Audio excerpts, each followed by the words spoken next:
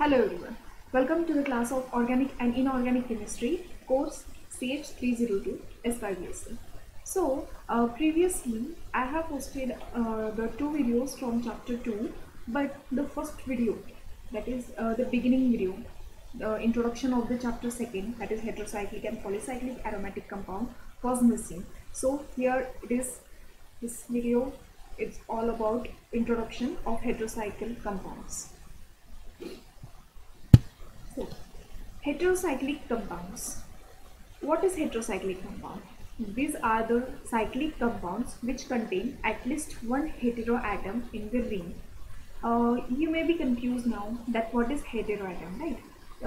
Generally, organic chemistry revolves around carbon chemistry, right? We all know that organic chemistry is all about carbon chemistry. So, whenever a cyclic compound contains a atom other than carbon व्यतिरिक्त जेव्हा other item जसं nitrogen sulphur oxygen असे atoms जेव्हा त्या रिंगमध्ये present असतील त्या ॲटमला आपण hetero item असं म्हणू आणि त्या होल कंपाऊंडला आपण हेटेरोसायक्लिक कंपाऊंड म्हणू. Hetero atom is the atom other than carbon such as nitrogen, oxygen, sulfur, etc. So here is the classification and nomenclature of heterocyclic compounds. So heterocyclic compounds are classified into three categories. First is 5-member heterocyclic compounds, second 6-member heterocyclic compound, and third is condensed heterocycles. So from the title we are getting that how it is classified, right? 5-member, 6-member. So the ring, the cyclic compound, heterocyclic compound, in which the members, there are 5 members present, then the ring is called as 5-member heterocyclic compound. Now look at this: furane, thiophene, and pyrrole. Now looking after the furane, we can see there are 5 atoms: O, oxygen, this carbon, 1, 2, 3, 4, and this 5th oxygen. There are 5 atoms in total. Hence, this is a 5-member heterocyclic compound. Since it is having a hetero atom into it, it is called as 5-member heterocyclic compound. So always remember, a cyclopentadiene in which a carbon is replaced by oxygen. सायक्लोपेंटॅडाईन मध्ये जेव्हा आपण एका कार्बनला ऑक्सिजनने replace करतो तेव्हा ते रिंगला आपण furan असं म्हणू. Next is our thiophene. Now looking after the thiophene we can get that it is very similar to furane, but just here instead of oxygen we have put sulfur. So in a cyclopentadiene ring, when a carbon is replaced by sulfur, then the compound is called as thiophene. Generally, thio word is used whenever there is a sulfur atom present. So you can relate this thio. Whenever thio comes, there should be sulfur atom present in the compound. So this is thiophene. Again, it is a cyclopentadiene ring in which a carbon is replaced by sulfur. Now next is our pyrrole. Again, pyrrole is a cyclopentadiene ring in which the carbon is replaced by nitrogen. Here the heteroatom is nitrogen. So now look at this. Here there is one hydrogen present on this nitrogen. Okay, just keep in mind that whenever pyrrole comes, there is a hydrogen on the nitrogen atom. So this is a pyrrole atom. It is a heterocyclic ring containing a heteroatom nitrogen. So this was pyrrole. So for naming, just remember furane for oxygen, thio for sulfur, pyrrole for nitrogen. Okay, you may get confused during exam time, so please practice over this, recall again and again.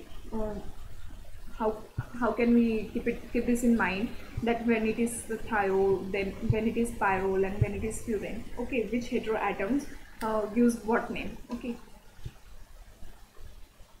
so next is our 6-member heterocyclic compound. 6-member heterocyclic compound is here given pyridine. What it is? Pyridine. It is very similar to benzene. Look at this structure. This structure is very similar to benzene. Just a carbon from a benzene is replaced by nitrogen atom. बेन्झीनचा एक carbon जर आपण नायट्रोजनने replace केलं तर आपल्याला pyridine मिळेल. And so this is the pyridine. Have you got this? इथे nitrogen आहे. The starting of this name, या कंपाऊंडच्या नावाचे स्टार्टिंग काय आहे? PYR ने, राईट. इथे पण जेव्हा नायट्रोजन कंपाऊंड आहे स्टार्टिंग काय आहे? PYR. This can also be form hint for remembering this. Okay, कोणता हेट्रो आयटम प्रेझेंट आहे त्याच्यासाठी आपण हे यूज करू शकतो. PYR असलं तर आपण त्याला नायट्रोजन हेट्रो आयटम कन्सिडर करू शकतो.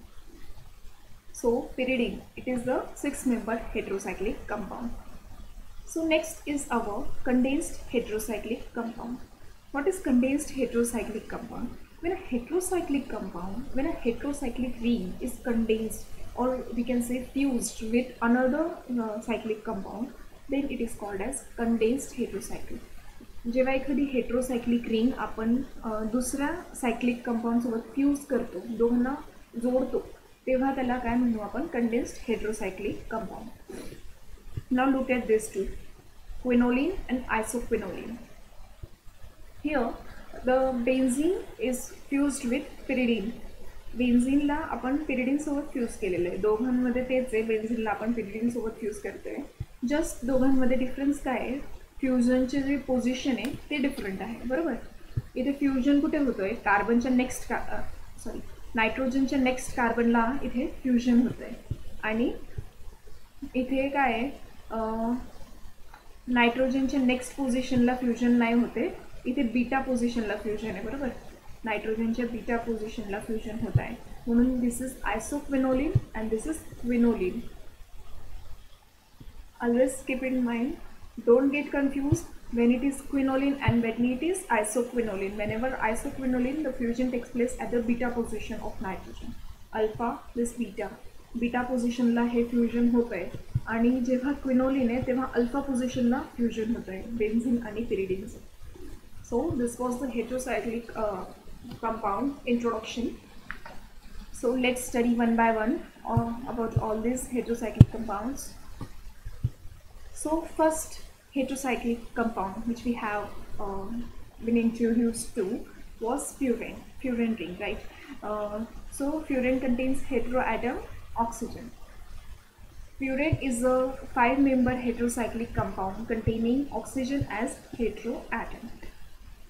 आता जेव्हा कधी हे हेटेरोसायक्लिक कंपाऊंड्स येतात ना, आपल्याला एक कन्फ्युजन होत असते की आपण काउंटिंग कुठं स्टार्ट करायचे, बरोबर. या कंपाऊंड हे स्ट्रक्चर तर आपल्याला दिसतंय, पण काउंटिंग नक्की या हेटेरो ॲटमपासून स्टार्ट करायची की नेक्स्ट कार्बनपासून? नेहमी लक्षात ठेवायचं, काउंटिंग ही हेटेरो ॲटमपासून स्टार्ट केली जाते. So in this way 1 2 3 4 5.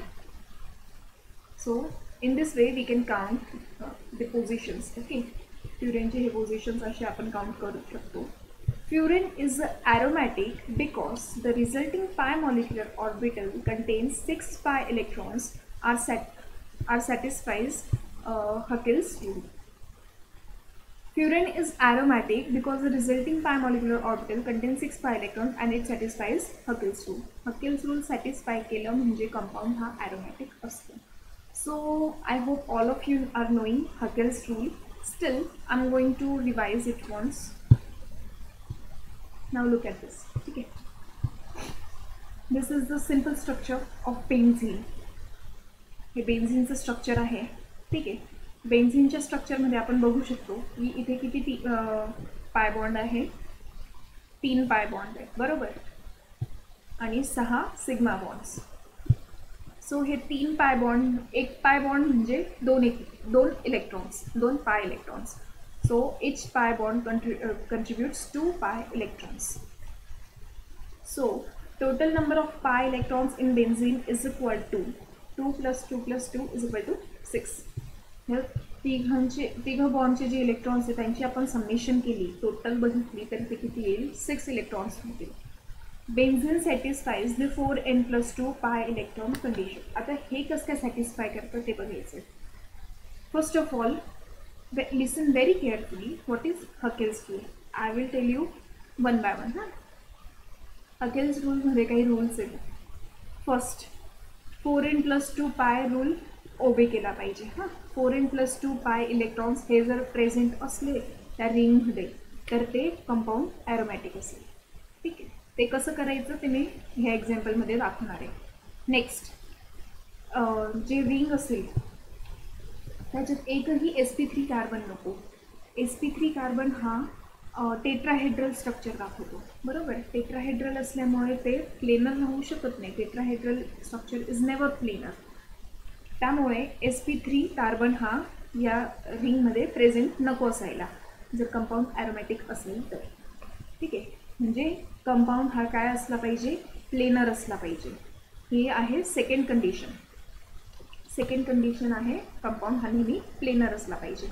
Third condition काय आहे की जे डबल बॉन्ड्स प्रेझेंट असतात त्या कंपाऊंडमध्ये ते नेहमी कॉन्ज्युगेशनमध्ये असलं पाहिजे, म्हणजे ते डिलोकलाइज झाले पाहिजे. आता look at this, when this double bond delocalizes here, this double bond will move here, this will move here and this will again move here. म्हणजे अशा प्रकारे ते फिरत असले पाहिजे, बरोबर. हे डिलोकलाइज झाले पाहिजे, म्हणजेच कॉन्ज्युगेशनमध्ये ते असले पाहिजे. जेव्हा कधी कॉन्ज्युगेशन प्रेझेंट असेल तेव्हाच आपण त्याला ॲरोमॅटिक असं म्हणणार. सो हे 3 रूल्स आहेत. सो आता इथे आपण बघू 4n+2 पाय रूल कसा ओबे होतो. आता ह्या स्ट्रक्चरमध्ये आपल्याला दिसतंय sp3 कार्बन एकही नाही आहे. sp3 कार्बन म्हणजे CH3 कुठेच प्रेझेंट नाही, बरोबर. इथे CH3 आहे का कुठे? सगळीकडे CHच आहे, राईट. CH3 कुठेच नाही आहे. So this is completely planar structure since there is no sp3 carbon. मग आता हे जे डबल बॉन्ड्स आहेत ते कॉन्ज्युगेशनमध्ये आहे. मी आत्ताच दाखवलं तुम्हाला. हा डबल बॉन्ड इकडे मूव्ह करेल, मग हा इकडे येईल. या प्रकारे हे कॉन्ज्युगेशन पण दाखवतं आहे, म्हणजे ॲरोमॅटिसिटीची जी सेकंड कंडिशन आहे ती पण फुलफिल होते. आता थर्ड कंडिशन काय होती आपली, 4n+2 पाय इलेक्ट्रॉन्स ते प्रेझेंट असले पाहिजे. आता ते कसं बघायचं. नाव 4n+2 पाय इलेक्ट्रॉन्स कंडिशन. 4nच्या जागी आपण काय पुट करायचं, एखादा नंबर, नॅचरल नंबर.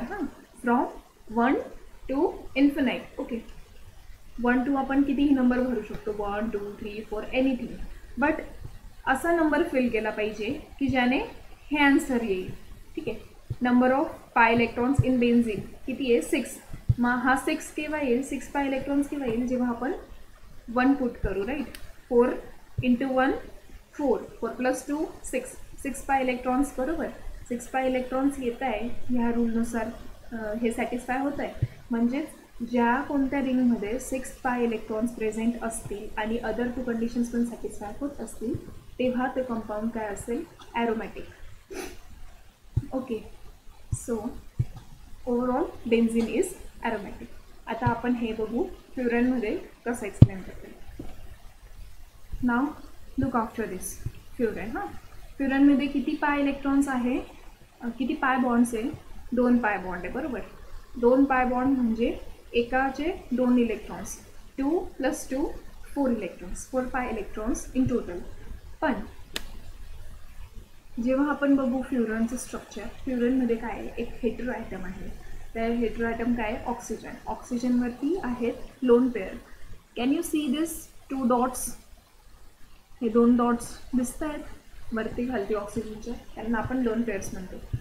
सो हे लोन पेअर्स काय होतात ना, डिलोकलाइज होत असतात. म्हणजे हे लोन पेअर इथे शिफ्ट होईल, इथे डबल बॉन्ड येईल, मग हा डबल बॉन्ड इकडे शिफ्ट होईल आणि मग हा डबल बॉन्ड इकडे शिफ्ट होईल. या प्रकारे डिलोकलायझेशन कॉन्ज्युगेशन होतं आहे, बरोबर. एकही sp3 कार्बन नाही आहे, म्हणजे एकही CH3 प्रेझेंट नाही आहे पूर्ण स्ट्रक्चरमध्ये. हे दोघं कंडिशन फुलफिल झालं आहे.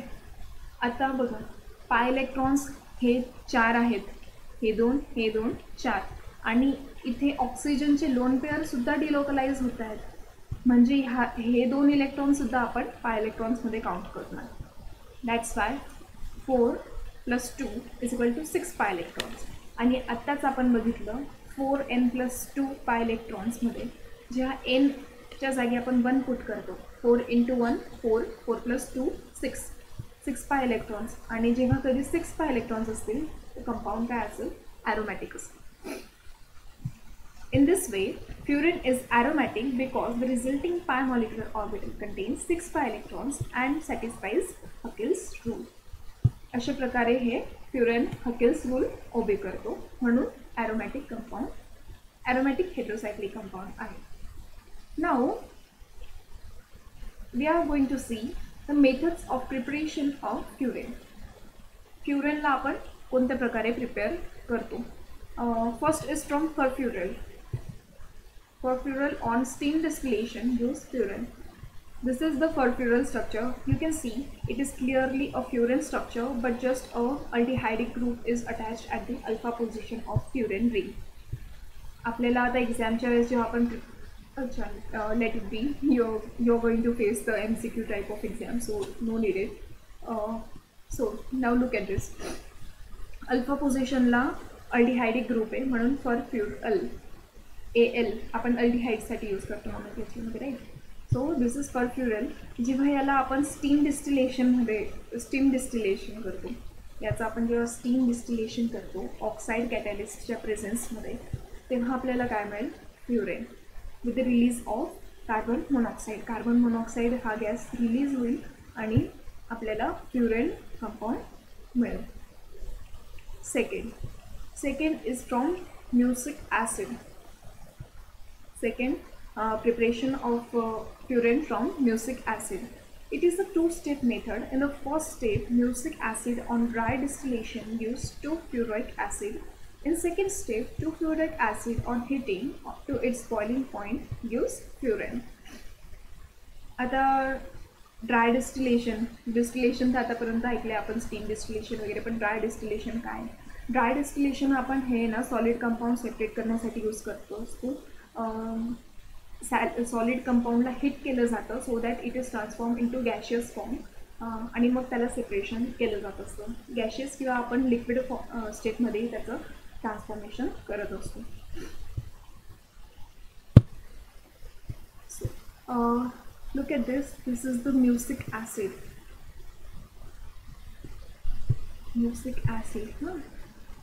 It is very similar. Main chain काय आहे, ब्युटेन चेन आहे. त्याला फर्स्ट पोझिशनला एक ॲसिडिक ग्रुप आणि एक alcoholic group, functional group attach केलेले आहे दोघी बाजूने. इथे पण CHला ॲसिडिक ग्रुप आणि एक अल्कोहोलिक ग्रुप अटॅच केलेला आहे, आणि जे मधले 2 कार्बन आहेत त्याला एक अल्कोहोलिक ग्रुप आहे. In this way we can keep in mind the structure of mucic acid. असं काहीतरी ट्रिक काढत असायची म्हणजे आपल्याला सोपं जातं थोडं ते. ठीक आहे. म्युसिक ॲसिडला जेव्हा आपण हिट करतो म्हणजेच ड्राय डिस्टिल करतो, तेव्हा आपल्याला काय मिळतं, 2-फ्युरोइक ॲसिड. 2-फ्युरोइक ॲसिड म्हणजे नाव स्ट्रक्चरला आपण जर नीट बघितले तर आपल्याला काय दिसतं आहे, फ्युरन रिंग आहे, त्याला अल्फा पोझिशनला काय आहे, ॲसिडिक ग्रुप लागलेला, बरोबर. हा ॲसिडिक फंक्शनल ग्रुप आहे, COOH.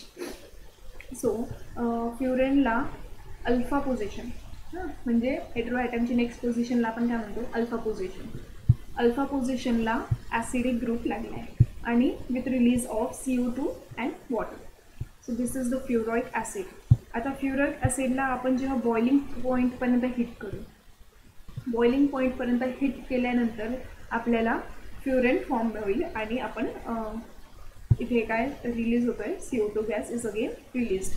So in this way furan is form.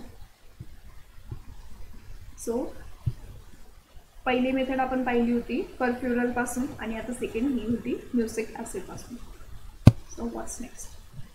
So next is our reactions of furan. आता आपण बघितलं फ्युरेनचे प्रिपरेशन मेथड, फ्युरेनला कसं प्रिपेअर केलं जातं ते बघितले.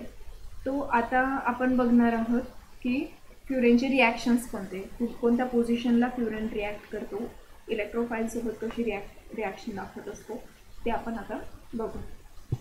As furan shows aromatic properties, it undergoes electrophilic substitution reaction. I don't know whether all of you are knowing this or not, but all the aromatic compound shows electrophilic substitution reaction readily. सगळे जे aromatic compounds आहेत ते electrophilic substitution reaction show करतात. ठीक आहे. So आता आपण बघितलं की फ्युरन हे ॲरोमॅटिक कंपाऊंड आहे. जर फ्युरन ॲरोमॅटिक आहे तर ते रिॲक्शन्स पण शो करतील जे ॲरोमॅटिक कंपाऊंड्स शो करत असतात. So furan will also go electrophilic substitution reaction. आता इलेक्ट्रोफिलिक सबस्टिट्यूशन म्हटलं म्हणजे ते आता नक्की कोणत्या पोझिशनला होईल. आता बघा, जेव्हा आपण हे स्ट्रक्चर बघू तर 2 पॉसिबिलिटीज आपल्याला दिसतील बरोबर. इथून आपण जेव्हा याला डिवाईड करू तर ऑक्सिजनच्या नेक्स्ट कार्बनला किंवा ऑक्सिजनच्या बीटा पोझिशनला बरोबर, या थर्ड कार्बनला दोघं सेम आहेत. हे सेकंड आणि फिफ्थ पोझिशन दोघं सेम आहे आणि थर्ड आणि फोर्थ पोझिशन पण सेम आहे. मग 2 पॉसिबिलिटी आहे, एक तर सेकंड पोझिशन एक तर थर्ड पोझिशन. ठीक आहे. सो आता आपल्याला ते बघायचं आहे कोणत्या पोझिशनला इलेक्ट्रोफिलिक सबस्टिट्यूशन रिॲक्शन ही होईल. Electrophilic substitution reactions in furan takes place at position number 2 because intermediate for 2 substitution is more stable than intermediate for 3 substitution as shown below. आता बघूया आपण.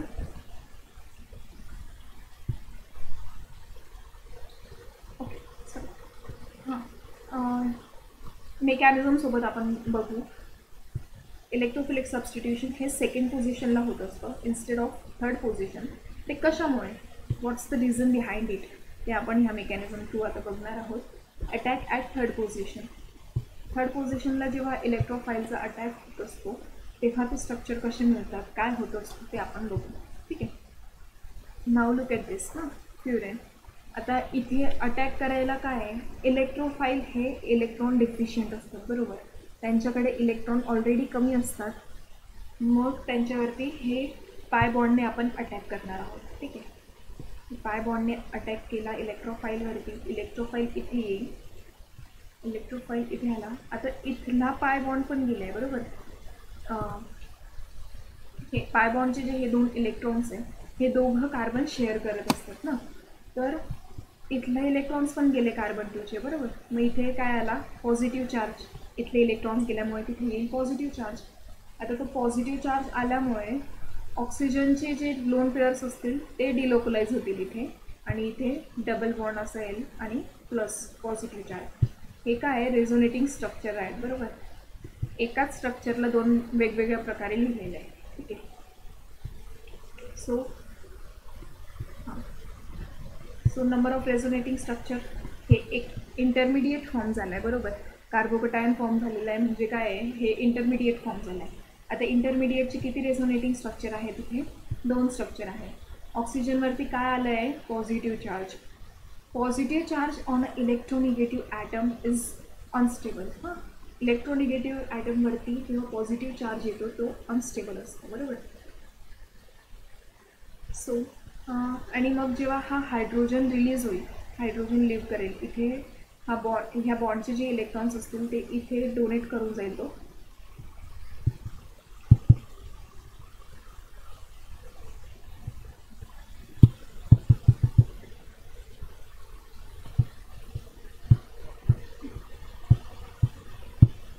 Sorry for interruption, sorry.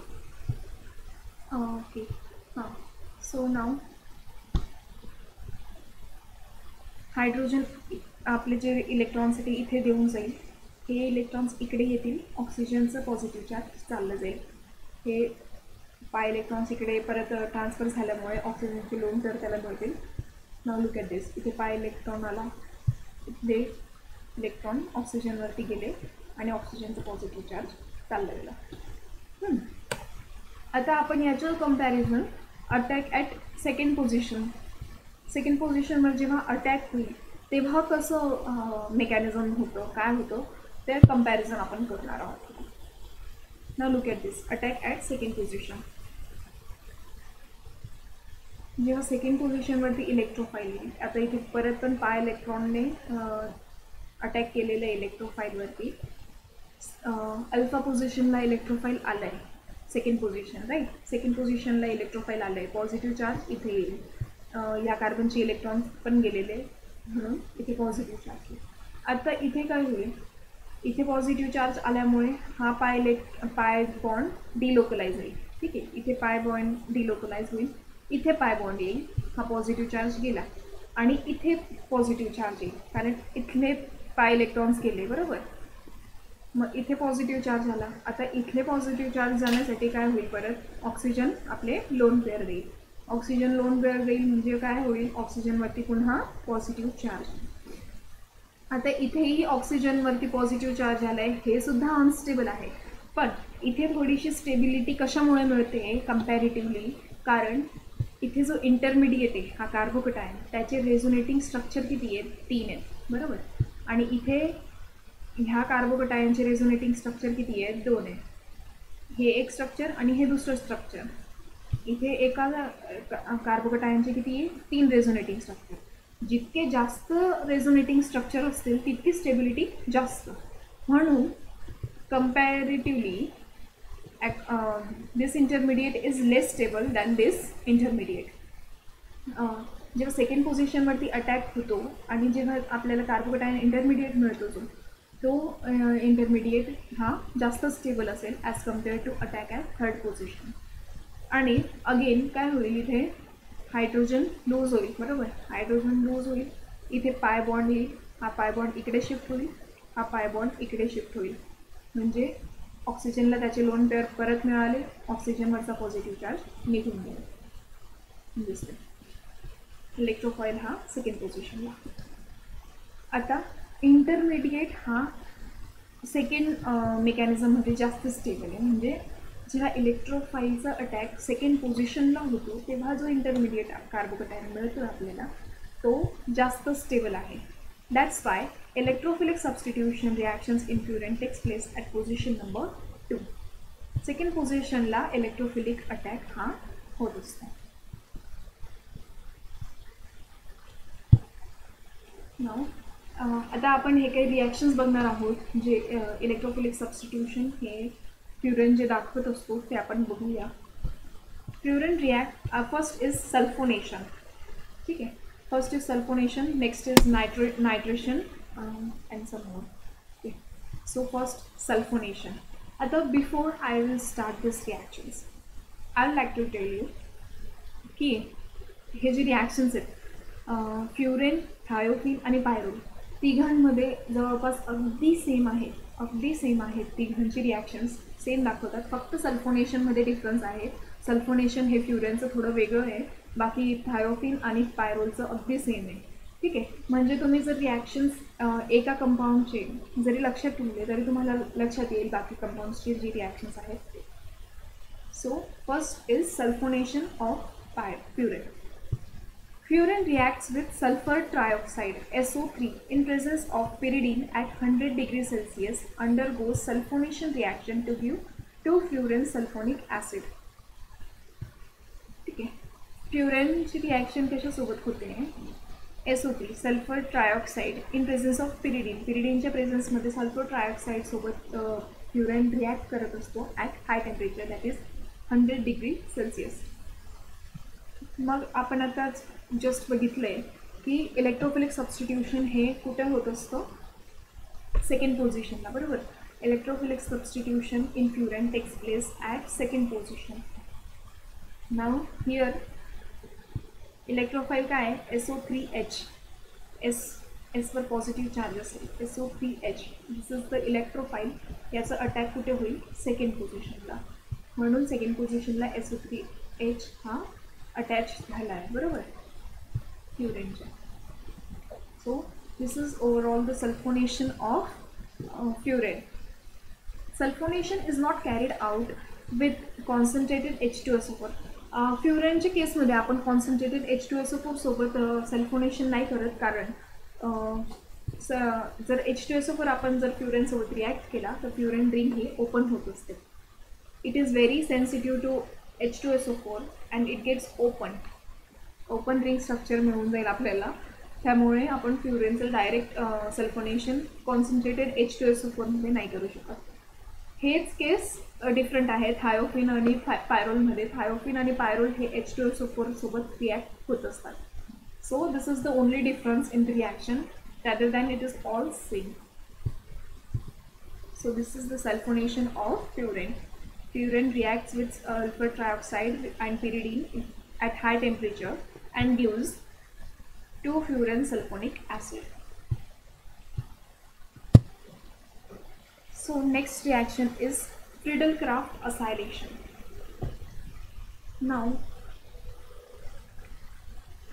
Friedel-Crafts acylation. Furan reacts with acetyl chloride.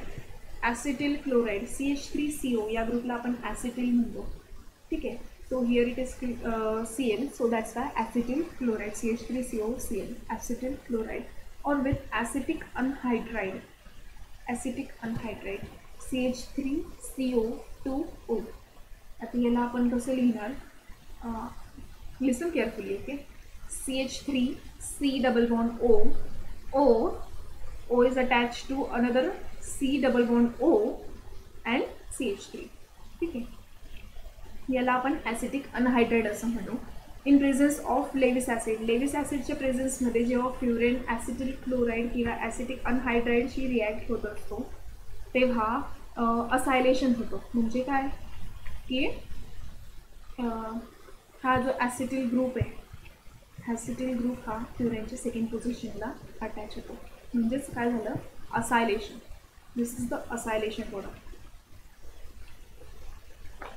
जेव्हा कधी COCH3 हा ग्रुपमध्ये introduce होतो, जेव्हा given कंपाऊंडमध्ये COCH3 हा ग्रुप इंट्रोड्यूस केला जातो, त्याला रिॲक्शनला आपण ध्यान देतो असायलेशन. आता ह्या रिॲक्शनमध्ये आपण बघू शकतो की हा फ्युरेन कंपाऊंड आहे. आपण काय घेतलं आहे, ॲसिटिल क्लोराईड आणि लेविस ॲसिड BF3 किंवा AlCl3, राईट. आता याच्या प्रेझन्समध्ये जेव्हा फ्युरेन रिॲक्ट होईल तेव्हा काय होतं, सेकंड पोझिशनला ॲसिटिल ग्रुप अटॅच होतो आहे. म्हणजे काय, COCH3 हा ग्रुप अटॅच होतो. म्हणजे काय झालं, असायलेशन झालं. This is the acylation reaction. ठीक आहे. सो 2-acetyl furan इज फॉर्म आणि HCl हा रिमूव्ह होईल एज अ साईड प्रोडक्ट. ठीक आहे. So overall acylation is the addition of acetyl group in the compound. दिलेल्या कंपाऊंडमध्ये ॲसिटिल ग्रुपची ॲडिशन म्हणजेच काय, acylation reaction. So next is Reimer Tiemann reaction.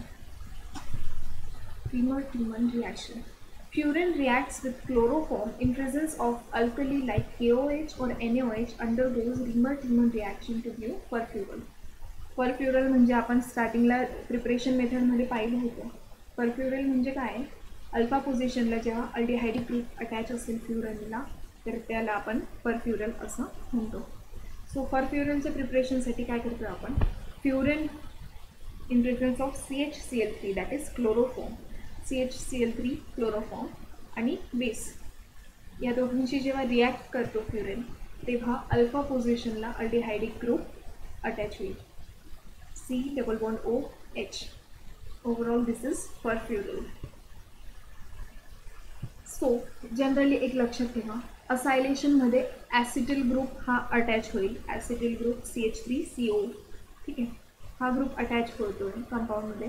आणि रिमर-टीमन रिॲक्शन म्हटली तर अल्डिहायडिक ग्रुप अटॅच होतो. ठीक आहे, नेहमी हेच होत असतं, फक्त जो स्टार्टिंग कंपाऊंड आहे तो चेंज होतो. ठीक आहे, स्टार्टिंग कंपाऊंड चेंज होतो. बाकी रिमर-टीमन किंवा फ्रिडल-क्राफ्ट रिॲक्शनमध्ये प्रोडक्टमध्ये हेच होणार आहे. इथे असायलेशन होईल आणि इथे अल्डिहाइड फॉर्म होईल. ठीक आहे.